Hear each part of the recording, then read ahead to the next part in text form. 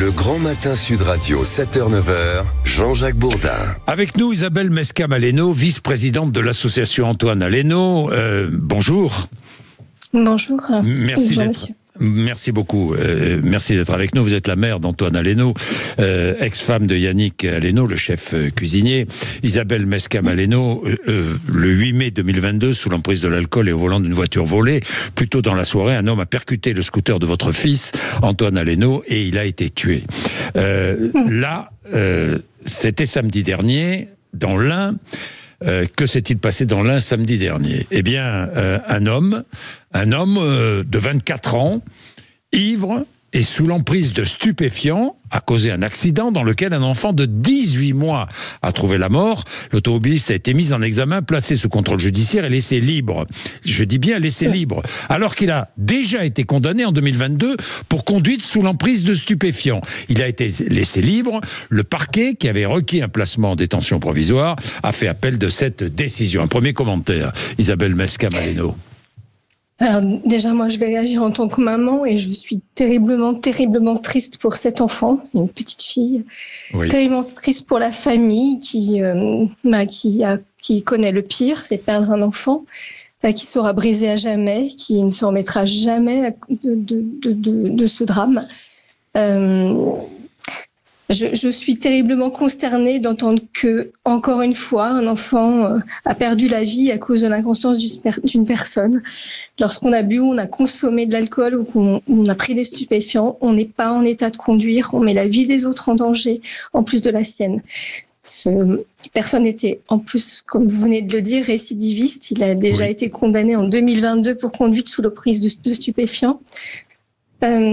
Moi, je me mets aussi à la place de la famille parce qu'on a vécu la même chose. Nous, il a aussi été remis en liberté sitôt les faits passés. C'est extrêmement violent pour les familles. On ne comprend pas.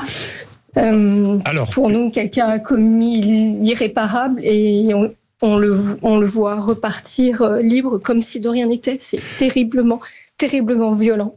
Isabelle Mescam-Aleno, tout à l'heure, je reçois le garde des Sceaux, le ministre de la Justice, Gérald Darmanin, de 8h30 à 9h. S'il était face à vous, quelles questions lui poseriez-vous ? Je lui dirais déjà quand est-ce qu'il va nous redonner. On va avoir une date pour revenir à l'Assemblée nationale pour pouvoir de nouveau parler d'homicide routier. Donc j'attends de lui. On attend désespérément une nouvelle date. On aurait dû être le 19 juin 2024 de retour à l'Assemblée nationale la proposition de loi avait été déjà votée début 2024. Puis il y avait eu quelques petites modifications. On était passé au Sénat.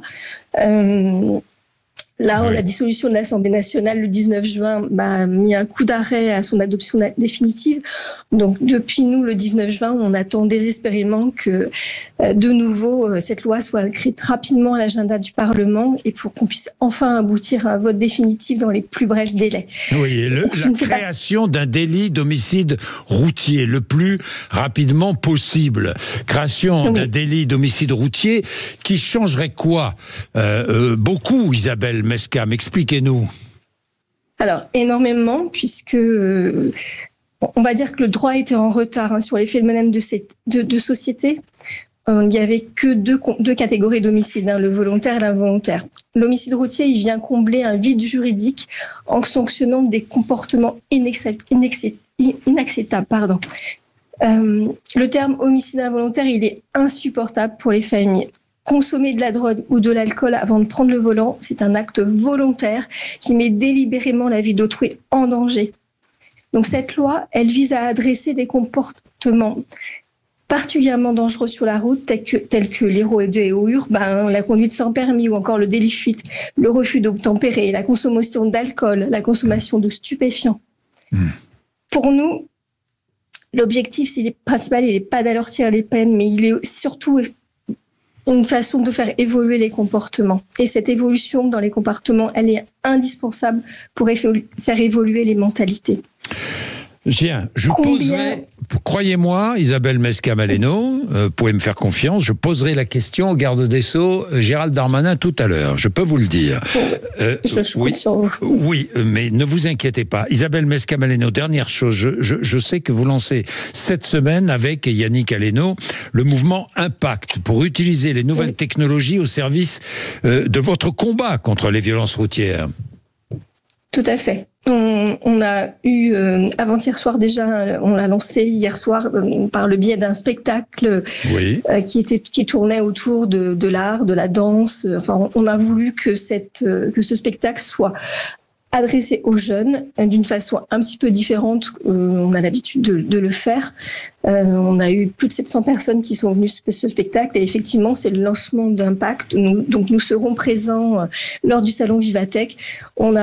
Yannick a lancé il y a quelques mois un appel à candidature auprès de start-up. On a eu plus d'une 50aine de start-up qui se sont manifestées et qui travaillent en fait sur des projets innovants qui permettront en fait de rendre la voiture plus sûre demain. Voilà. Dans le but.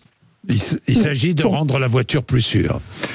Absolument. Bien, nous y reviendrons. Merci beaucoup Isabelle Mesca-Maleno. Merci beaucoup d'avoir été avec nous ce matin. C'est vrai que ce qui s'est passé pour votre fils était horriblement choquant, mais ce qui s'est passé aussi dans l'Ain, même chose. Hein, malheureusement, même chose. Un homme qui roulait ivre, qui conduisait ivre et sous l'emprise de stupéfiants et qui a tué un bébé de 18 mois. Il est 7h20. Vous êtes sur l'antenne de Sud Radio. Laurie Leclerc, le rappel des titres de l'actualité, Laurie.